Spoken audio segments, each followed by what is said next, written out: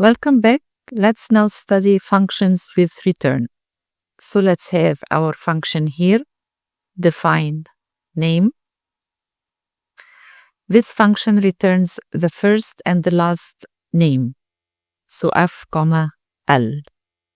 Finally, we have our colon and return f plus l. So we have here return f plus l. Let's call our function now. So let's have name between brackets. The first name, let's say Manel. The second or the last, which is L, let's say Zaki. Between quotations, Zaki. And let's assign the caller to a variable called x. Finally, let's print x here. So we have print x, and let's have a run now. It prints Manel Zaki. Let's have a better print here. So let's have plus, an empty space, and close the quotation here. Another plus to add L. And let's have our run here. Yes, Manel Zaki. The caller name here calls the function to be executed. When return statement is encountered, the function immediately terminates, and the specified values are passed back or returned to the caller, which then is assigned to the variable x. We can even extend our code here by having the first and the last names printed in capital letters. So we simply add f equals f dot the method capitalize.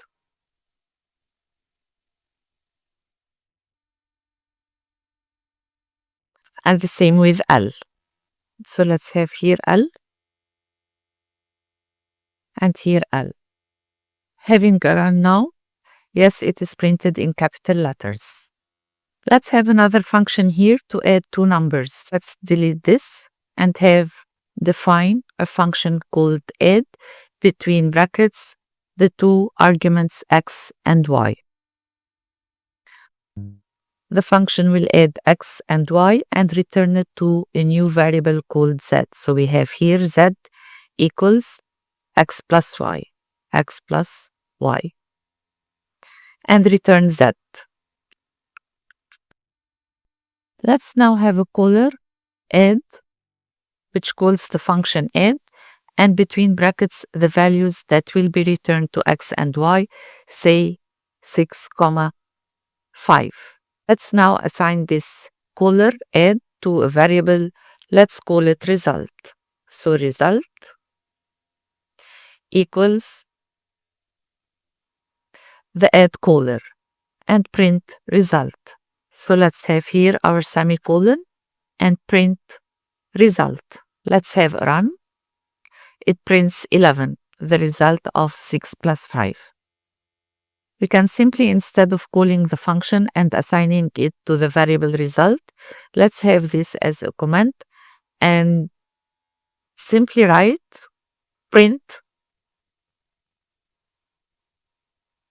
add the two values 6, 5.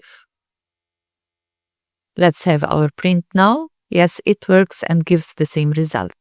What really happens here is that the caller add calls the function to be executed using 6 and 5 values for x and y. Z is now 11. On encountering the return, the value of z is returned to the caller add. Try having arguments as lists. We have two lists, a list of fruits and a list of vegetables, and let's define a function called grocery. So let's here have define grocery and have between our brackets the arguments fruits, vegetables.